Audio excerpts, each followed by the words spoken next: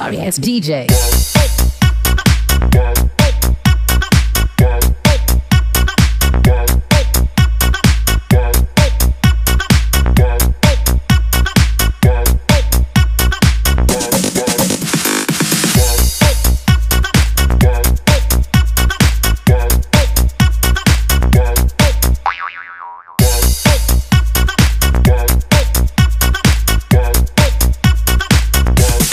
You can get some.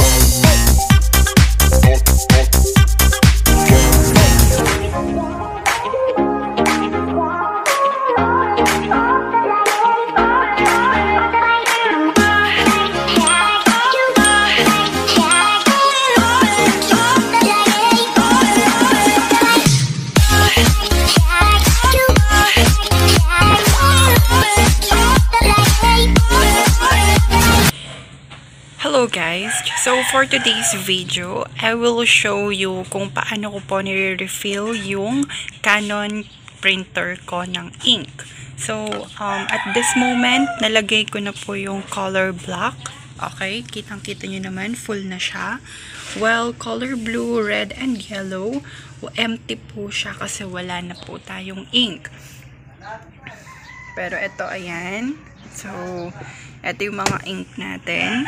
Okay, so, i-refill natin siya. So, ipapakita ko sa inyo kung paano siya i-refill.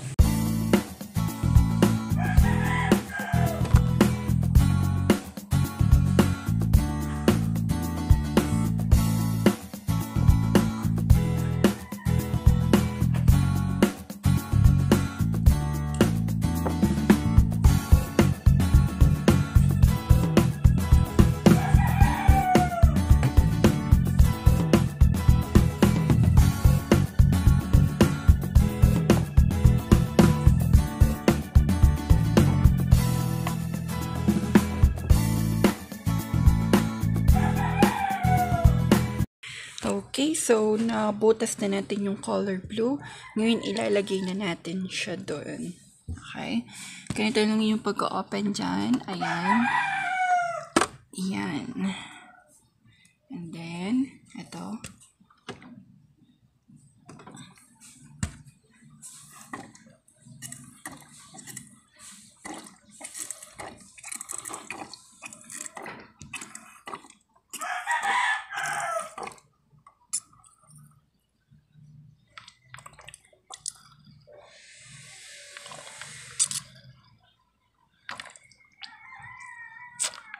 Oops. Yeah.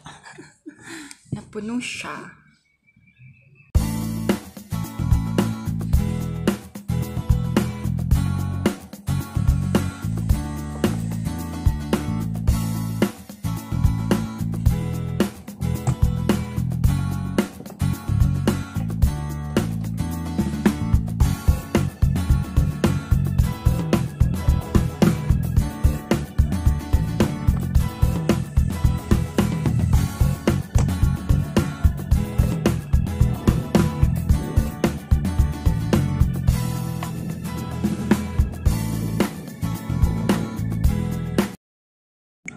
Okay, so nabutas na natin yung color red and yellow.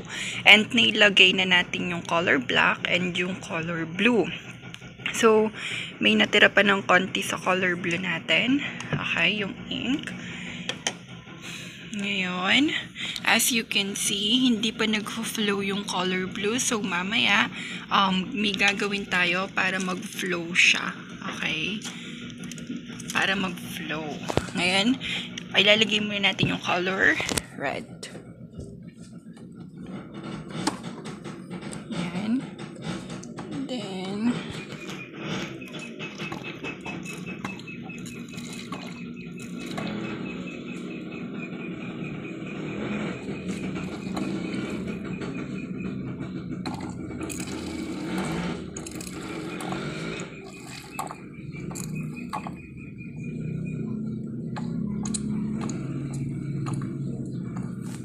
okay. Yan. Close muna natin to. Then, color yellow.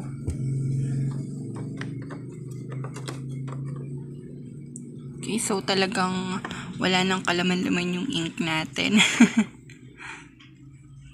Oops, ba't ayaw? Ayaw niya. Okay, so, nandito tayo ulit. But at this moment, ang ginamit natin is yung takip ng color black. Kasi yung takip ng color yellow natin is hindi pa siya totally butas. So, lagay na natin.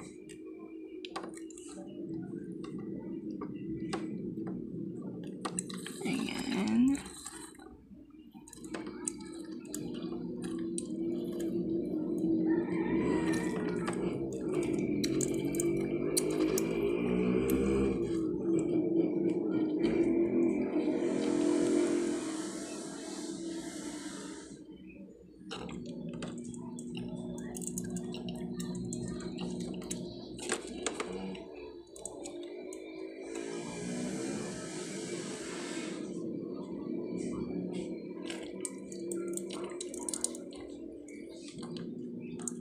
Okay. Oh, yan.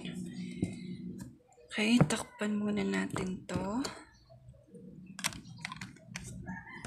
Okay. Let's set aside them. Ayan, so kita nyo naman. Ang dumi. Napakadumi.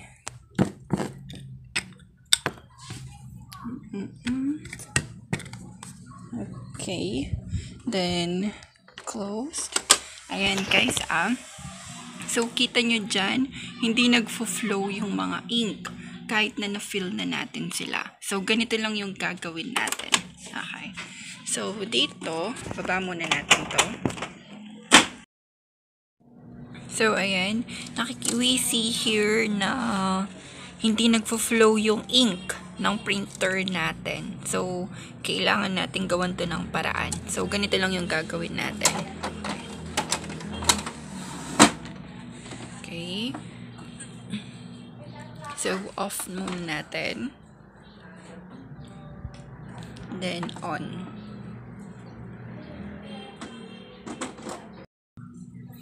Okay, so next step, i-click lang natin to. Okay, yung mode.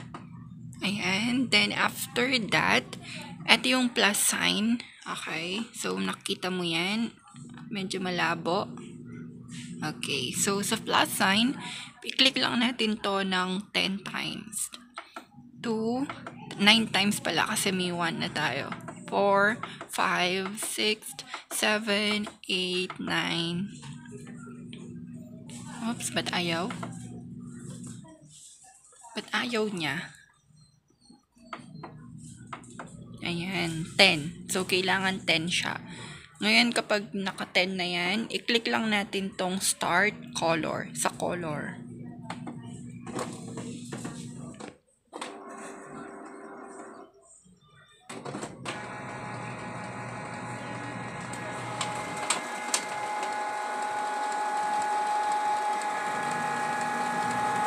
Ayun. Nagfo-flow na siya, guys. Ayan. So, wait lang natin na mag-flow. Medyo matagal yan.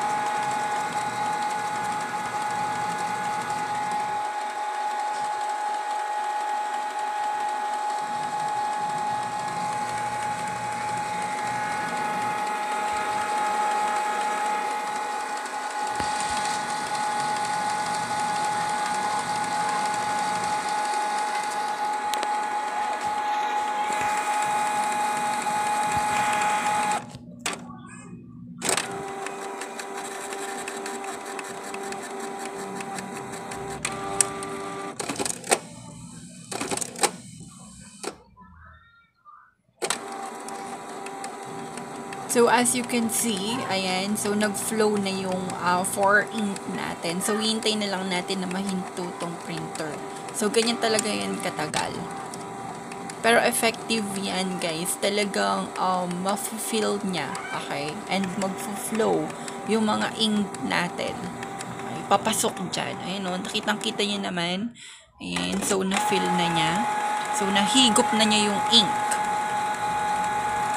So, later on, ang gagawin natin, yung natirang ink pa natin dito is i-fill ulit natin siya dito. Kasi for sure, mababawasan to kasi nga nag-flow na siya doon. So, hinigop na niya yung ink. Okay, let's wait.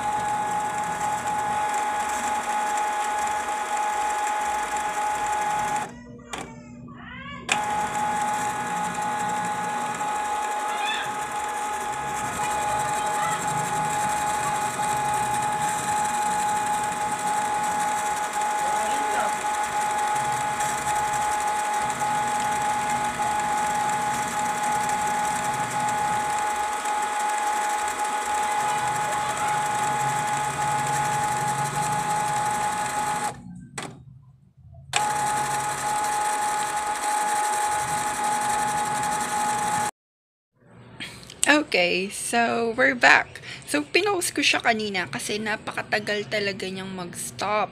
Okay, so aabot siya ng mga 5 minutes ata if I'm not mistaken. So, ngayon, ayan, nag-1 na siya. Ang gagawin lang natin is i-stop natin. I mean, i-off natin yung printer. Ayan. Pagka-off natin sa printer, ang unang gagawin natin is i-on lang natin siya ulit. Then, after natin siyang ma-on, that's it. Okay na. Okay? So, tapos na yung video natin for today. So, yung printer mo, okay na din. 'Di ba? And nag-flow na yung mga inkness natin. So, as you can see here, nabawasan yung ink kasi nga nag-flow na siya. Thank you guys for watching. So, I hope you learn from this video. Again, if hindi ka pa nakakapag-subscribe sa YouTube channel ko, please don't forget to click the notification bell after you subscribe, like, and don't forget to share this video also. Thank you and see you to my next video.